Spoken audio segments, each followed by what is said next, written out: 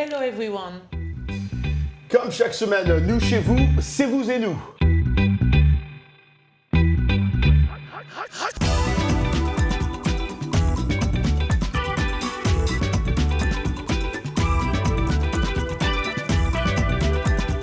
Ravi de vous retrouver dans ce nouveau numéro de Vous et nous au sommaire. Cette semaine, nous reviendrons sur le parcours de l'artiste ivoirien DJ Arafat. Oui, DJ Arafat à Abidjan, et nous y resterons pour découvrir un restaurateur français qui construit un hôtel-restaurant pas comme les autres. Une île flottante qui attire beaucoup de curieux.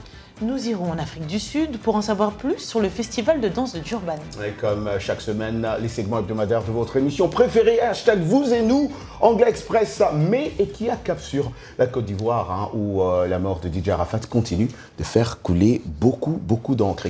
C'est exact. Vendredi dernier, le stade Félix Houphouët-Boigny a ouvert ses portes pour permettre à plus de 35 000 personnes de venir rendre un dernier hommage à DJ Arafat.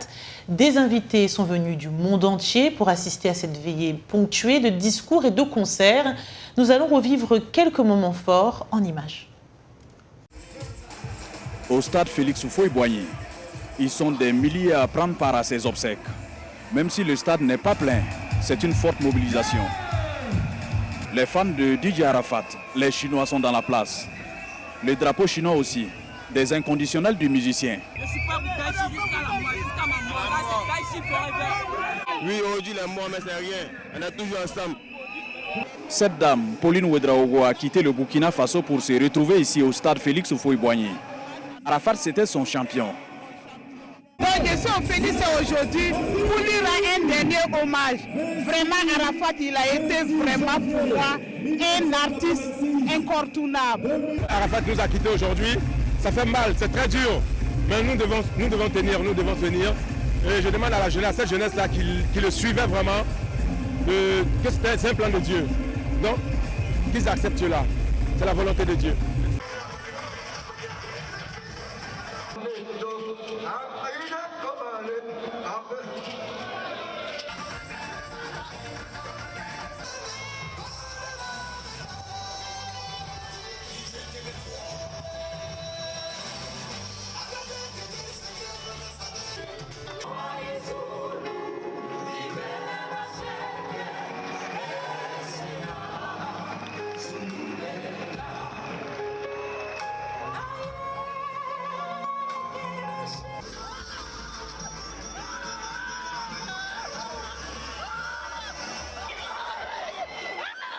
Voici le président.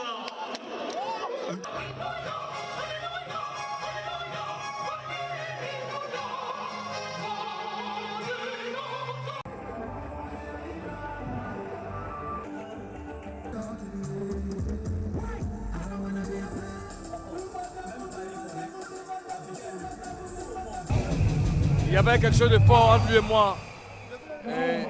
L'amour qui a toujours existé entre nous ne va jamais disparaître. Je l'ai en mémoire. Il reste pour la nation ivoirienne un champion, une icône.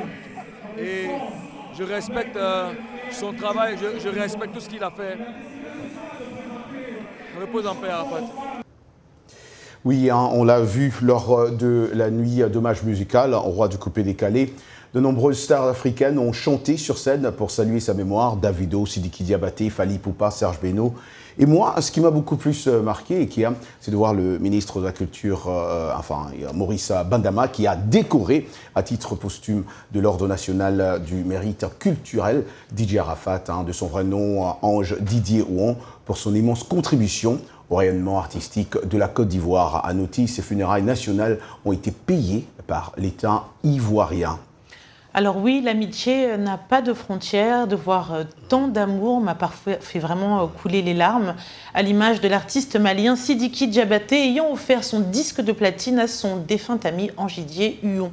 Et ce qui m'a également touchée durant cette veillée, je tiens à le saluer, c'est les amitiés de toutes parts. On a vraiment vu que l'artiste avait des amis dans toute l'Afrique et ça change vraiment de ces frasques qu'on a pu également voir. La mort de Didier Arafat a fait des vagues qui s'y sont fait sentir ici, aux États-Unis, à Washington DC plus précisément, où il y a eu une veillée à l'ambassade de Côte d'Ivoire. Tu étais qui hein? Oui, c'est exact. J'ai pu recueillir quelques réactions. Je propose de regarder.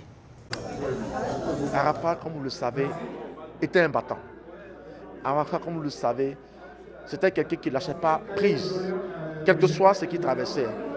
Il est mort, mais son esprit reste. Je suis là ce soir pour rendre hommage à notre icône, notre ambassadeur, notre prince de la culture, celui qui nous a réveillés un beau matin, qui nous a rendus chinois, qui nous a rendus populaires, disons le pays et tous les Ivoiriens.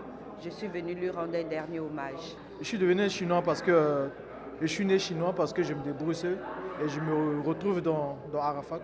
Il est parti de zéro pour devenir quelqu'un. Et je suis parti de zéro pour devenir quelqu'un aujourd'hui. Didier Arafat, disons Didier c'était vraiment quelqu'un de très poli. Moi, selon ce que je disais tout à l'heure, l'être humain, il faut vraiment le côtoyer, il faut l'approcher pour savoir réellement ce qu'il est. Le juger par rapport à ce que vous voyez, alors ce que vous entendez de lui, vous faites, disons, un mauvais calcul. Disons, moi, j'ai connu personnellement Didier Arafat. On a passé un temps ensemble à Washington DC et j'ai été même la personne qui l'avait fait visiter certaines boîtes de nuit ici. Et comme je vous l'ai dit, il m'a toujours appelé tonton et c'était vraiment quelqu'un de très poli. Quelqu'un de, disons qu'il était quelqu'un de très, très, très direct. Il ne disait pas ce qu'il ne fallait pas dire à la place du vrai. Donc c'est quelqu'un qui était très direct dans tout ce qu'il faisait, dans tout ce qu'il disait. À l'ambassade de Côte d'Ivoire des États-Unis, Roger, il y avait vraiment des Ivoiriens venus de partout, de DMV, mais également d'ailleurs aux États-Unis. Et il y avait également de nombreuses autres communautés, des fans du Cameroun, du Togo, de la RCA, de Guinée. Vous avez entendu son oncle Hervé, Didier Arafat était vraiment un guerrier, donc c'est sa vision des choses. Et nous avons également eu Mokobé en ligne qui nous a expliqué que représentait pour lui Didier Arafat. Je suis obligé de faire le déplacement parce que voilà, Didier Arafat, avant d'être un artiste pour moi, c'était mon petit frère, c'était la famille. On a collaboré ensemble. Didier Arafat, je le connais depuis 2004, 2005, depuis vraiment l'âge d'or du coupé-décalé. Son premier titre international, c'était avec moi, c'était African Tonic. C'est là que la France aussi l'a découvert à travers les grandes chaînes comme M6 ou les grandes radios nationales. Par la suite, on a continué à collaborer avec Oulala et même là, on avait enregistré dernièrement un nouveau morceau pour un album que je vais sortir bientôt. Il n'y a jamais eu de palabre entre lui et moi. On était très liés. Quand on se voyait, on se serrait dans les bras, on rigolait, on mangeait ensemble. On avait une vraie complicité. Ce qui s'est passé m'a énormément attristé. Je suis tombé complètement KO par terre. J'arrive même pas à réaliser encore qu'il est plus là. Le Ange Didier que je connais, il était tout le temps souriant. C'est quelqu'un qui avait vraiment un bon cœur. Ça va paraître assez bizarre, mais je l'ai jamais entendu crier devant moi. Il était toujours très posé. Il avait tellement de rêves. Il parlait de ses rêves, de ses ambitions. Je sais qu'une fois, on avait eu une discussion. Il m'a dit qu'il aimerait bien faire une grosse opération pour tous les orphelins en Côte d'Ivoire. Il aimait la Côte d'Ivoire. Il aimait l'Afrique. Il aimait défendre sa musique. Et même si parfois il était sulfureux, mais en fait, c'était quelqu'un qui aimait provoquer pour qu'il y ait du challenge. Nous continuons à parler Didier Arafat et cette semaine la question hashtag vous et nous, que représentait Didier Arafat pour vous et quel héritage laisse-t-il? Modeste Nkweso Tienabe à Kinshasa, Didier Arafat était le missionnaire du coupé-décalé. Grâce à lui, aujourd'hui, nous nous intéressons à la musique ivoirienne. Il mérite amplement tous les hommages rendus. Son héritage, c'est d'avoir modernisé le coupé-décalé. William Sagbo Gilbert Cécélédé à Abidjan, en Côte d'Ivoire. Il nous a fait oublier la guerre de 2004 et encore celle de 2011. Il est le seul qui a pu réunir tout un peuple divisé par la politique pour un même but, la musique. Je demeurai chinois à vie. Djemangar Théodome Osana, N'Djamena au Tchad. Didier Arafat est un artiste exceptionnel, un garçon qui s'est battu pour se faire une place. Il a vraiment marqué les esprits de la jeunesse africaine par son talent. Malgré les clashs et buzz, il aimait tout le monde, mais on ne le comprenait pas. Harouna Baldé à Dakar au Sénégal, Didier Arafat a participé au développement culturel et touristique de la Côte d'Ivoire grâce à sa musique qui faisait bouger des milliers de jeunes à travers l'Afrique et en dehors même du continent. La cécité ou une mauvaise vision empêche certaines personnes d'exercer des activités comme le cyclisme. Mais un organisme à but non lucratif basé à New York, appelé Intandem, a décidé de rendre le cyclisme accessible à tous. L'organisation rassemble de New-Yorkais malvoyants afin de leur offrir une bonne balade dans les rues de New York. Suivons ce reportage de Anna Nelson, dit par Blanche Sadou. 2, 1, up. Artie Elephant a toujours aimé faire du vélo. En prenant de l'âge, il a perdu la vue, mais pas son amour pour les vélos. Il a donc trouvé un moyen de prendre la route en chevauchant avec des amis voyants. Il est décédé en 2013, mais ses amis ont transformé son idée en une organisation à but non lucratif en commençant par 20 vélos tandem. Quand je lui dis de toucher la pédale, je préfère être en selle. Aujourd'hui, les volontaires de l'organisation Intandem transportent des passagers aveugles, malvoyants et handicapés dans les artères de New York. Mais avant cela, chaque volontaire est invité à fermer les yeux pendant une fraction de seconde alors qu'il fait du vélo pour ressentir à quoi cela ressemble. Les volontaires sont issus de milieux divers. Il y a des avocats, des médecins et des informaticiens qui consacrent leur temps à rouler avec ceux qui n'ont plus la possibilité d'avoir cette sensation de vélo. J'étais nerveuse les 2 premières fois où j'ai fait du vélo en tandem. Parce que vous êtes entre les mains de quelqu'un d'autre, totalement dépendant de lui pour diriger le vélo et tout coordonner avec vous. Ils n'ont rien en commun, à l'exception des 30 minutes qu'ils passeront à faire du vélo en tandem. Mais Ben fera de son mieux pour laisser Suzanne ressentir la sensation qu'elle a oubliée depuis longtemps. Normalement, quand je fais le tour du parc, je ne décris jamais ce que je regarde, du genre « Oh, il y a un arbre là-bas, un chien qui court », mais là, il semble vraiment l'apprécier. Absolument, c'est joyeux. Je souris sans raison pendant que je fais du vélo. Depuis sa création en 2013, Intandem Cycling a rassemblé plus de 600 bénévoles et 400 passagers malvoyants. Nous, part 2 en English Time avec Michel Joseph. Vous avez très bien compris, elle nous revient avec une nouvelle leçon d'anglais dans Anglais Express. Bienvenue à l'Anglais Express. L'expression « let you down ». To let, c'est-à-dire laisser. You, c'est le pronom d'objet direct. You, cela pourrait être tout aussi bien les pronoms her, them, him, me. Et ensuite, down, en bas, par terre. Donc, quel sens pourrait avoir cette expression « let you down » ? Est-ce que ça voudrait dire « did I disappoint you » ? Vous ai-je déçu ? T'ai-je déçu ? Ou bien « did I push you to the ground » ? Vous ai-je fait tomber par terre ? Comme d'habitude en anglais, le contexte et le ton de la voix nous aident à comprendre le sens de l'expression. Have I ever let you down? T'ai-je jamais déçu? Yes, you let me down. Oui, tu m'as déçu. All the time. Tout le temps. You're very unreliable. Tu n'es pas fiable. On ne peut pas compter sur toi. On se rapproche du sens de cette expression. En gros, on ne peut pas compter sur toi. Et voilà pour l'Anglais Express. Merci Michel. Vous pouvez retrouver toutes nos leçons sur notre site voafrique.com, rubrique Vous et nous. Place à présent à notre rubrique Actualité. Elle s'appelle Aminata Touré, 26 ans. Elle a été élue vice-présidente du Parlement régional de l'État de Schleswig-Holstein, au nord de l'Allemagne. Elle est la première personnalité afro-allemande, comme elle se qualifie, députée de ce Parlement et aussi la plus jeune.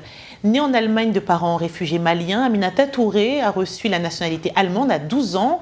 Elle s'est engagée très tôt dans les activités sociales. Elle était même membre de plusieurs associations bénévoles et son désir d'entrer en politique vient du fait qu'elle n'avait rien en commun avec ces politiciens qui prenaient des décisions qui auraient une incidence directe sur sa vie, a-t-elle souligné.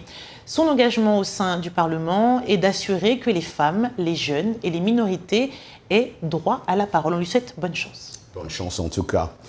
Une infime fraction seulement des statues de New York, Londres ou Sydney au nord des femmes. Pour remédier à cette inégalité criante, un couple d'artistes australiens a dévoilé cette semaine 10 statues de femmes à Manhattan. Première étape d'un projet à vocation internationale. Les 10 statues de bronze qui s'alignent désormais sur la 6e avenue new-yorkaise à proximité de Rockefeller Center représentent toutes les personnalités américaines à l'exception de la primatologue anglaise Jane Goodall. Parmi ces femmes choisies par des internautes, on trouve les actrices comme Nicole Kidman, Kate Blanchett, l'animatrice de télévision et femme d'affaires Oprah Winfrey, la championne olympique de gymnastique Gabby Douglas, l'astronaute Tracy Dyson ou la chanteuse Pink. Toutes représentées dans une posture conquérante, avec au pied une fleur de leur choix. Les artistes Gilly et Mark Shatner font valoir leur site internet que les statues honorant des femmes ne représentent que 3 ou 4% des statues de New York, Londres ou Sydney. Bravo en tout cas aux artistes et qui a pour ce beau projet. Bravo, effectivement. Wow. Puisque tu parles de statues, je voulais reprendre une information qui a circulé sur la toile tout le week-end dernier. Une information qui date pourtant de l'année dernière, mais qui semble toujours faire autant plaisir. À New York toujours, mais du côté de Central Park, une statue a été déboulonnée. Il s'agit d'un médecin qui pratiquait des expériences sur des esclaves. Les New-Yorkais ne passent plus devant la statue du docteur James Marion Sims, qui, après avoir été érigée en 1894, a été déboulonnée. C'était le 18 avril 2018, mais des centaines de personnes en ont parlé le week-end dernier. L'acteur américain Kevin Hart, sérieusement blessé dans un accident de voiture. L'accident s'est produit dimanche sur l'autoroute de Mulholland dans le comté de Los Angeles. Il avait tout de suite été hospitalisé dimanche avec des blessures sérieuses où, selon les autorités californiennes, c'était un accident grave. On espère que ça va s'arranger. Exactement.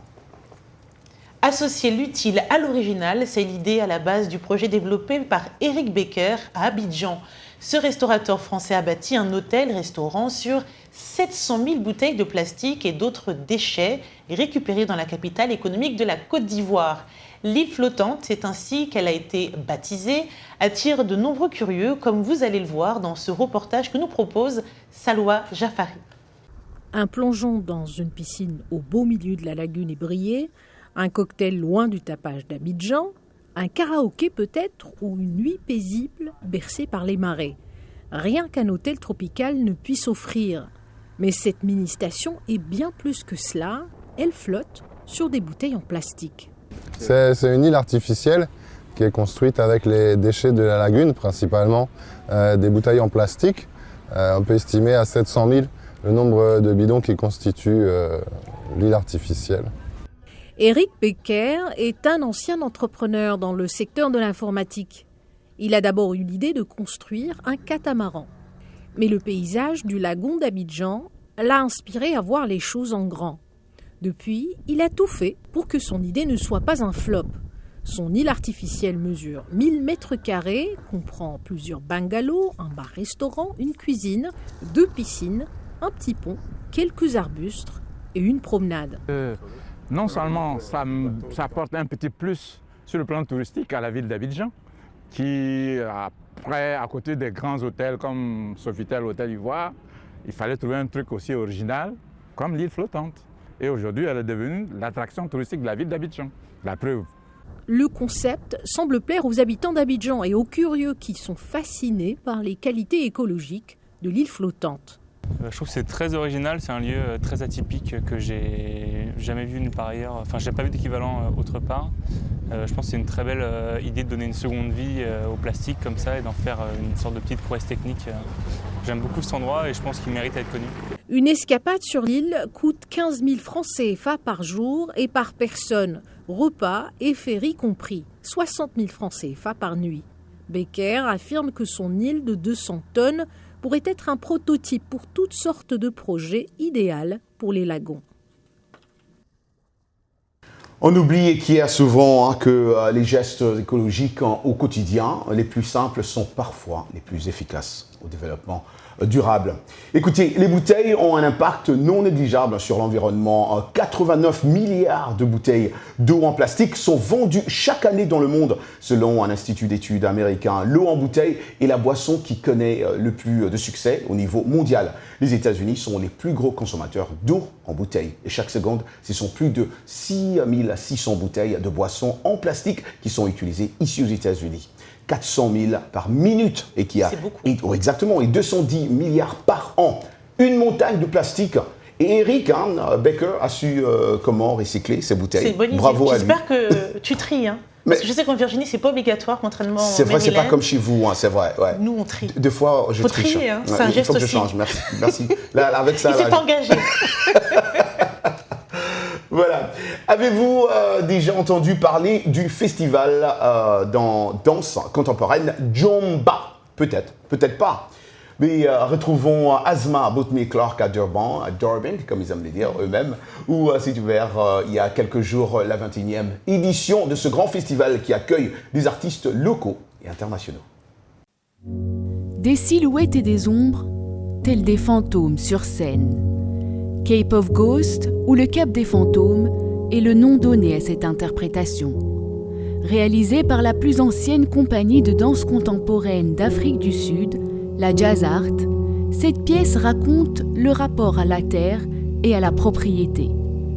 Bien plus que de simples grains de sable, la terre pour de nombreux Africains est le lieu où reposent les ancêtres, un endroit qu'il faut préserver. J'ai toujours voulu rappeler aux gens d'où ils viennent. À Cape Town, par exemple, quand ils construisent là-bas, ils déterrent les eaux des anciens habitants.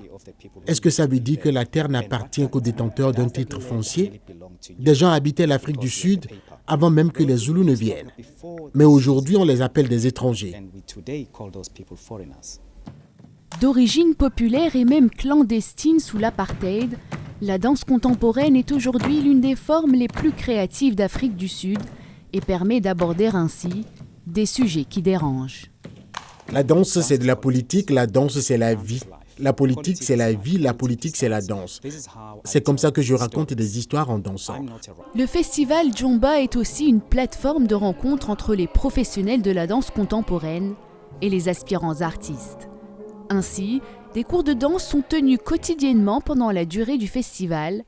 La Jazz Art Company s'est toujours activement impliquée dans ces ateliers. C'est une expérience extraordinaire. J'ai adoré pouvoir apprendre toutes ces techniques. Je fais déjà de la danse, mais avoir ces professionnels venir vous apprendre tout ça, c'est quelque chose que je n'avais jamais imaginé. Pour moi, c'est ce que je vois à la télé, vous savez. Alors avoir le privilège de travailler avec des gens qui ont fait ça pendant des années, c'est très excitant. Même si la danse contemporaine sud-africaine souffre localement d'un manque de soutien du public, elle continue d'être un modèle pour le continent africain. Asma Boutmy-Clark pour VOA, Durban. Merci Asma Boutmy-Clark pour ce reportage. On parlait tout dernièrement de la danse qui faisait fuir le stress. On voit aussi que la danse peut déconstruire certains clichés, dont d'une certaine manière tacler le racisme et permettre un meilleur vivre ensemble. Et ne demandez pas à Ike et Roger de danser parce que nous sommes des plus grands danseurs. Oui, vous verrez une prochaine fois. En tout cas, merci à vous de nous avoir suivis via vos stations partenaires. Un clin d'œil à Sarounia TV et Enfani TV qui nous diffusent au Niger. Et à Siloé TV à Kinshasa, DRTV à Brazzaville. Et pourquoi pas à Wolf TV à Dakar. Ainsi qu'à TV7 à Lomé au Togo. Comme on dit comme d'habitude, Rendez-vous la semaine prochaine. Ciao, ciao. C'est qui ça à l'affiche? C'est beaucoup d'Ibende, Macintosh et Millet. Moi j'ai pleuré à Rafaté. C'était mon fils adoré. Maintenant c'est à mon tour d'être honoré. On y va. Tous les gars qui pakaka. Qui pakaka. Tomina qui pakaka. Les Chinois qui pakaka. Yorogange qui pakaka. Qui pakaka. Qui pakaka. Daishi. Yes, à Chocola, Mapola, Matakala, Voli, c'est mon que les mots, Mabotina, de la Mona, Nagarafa, Nicola, Nicola, Pomala, Zaliperna, inspiration. C'est moi, c'est moi, c'est moi, c'est moi, c'est moi, c'est moi. Bill Clinton était plein, vraiment, vraiment, vraiment, vraiment, vraiment. Tu es vraiment parti très tôt. Pourquoi si tôt?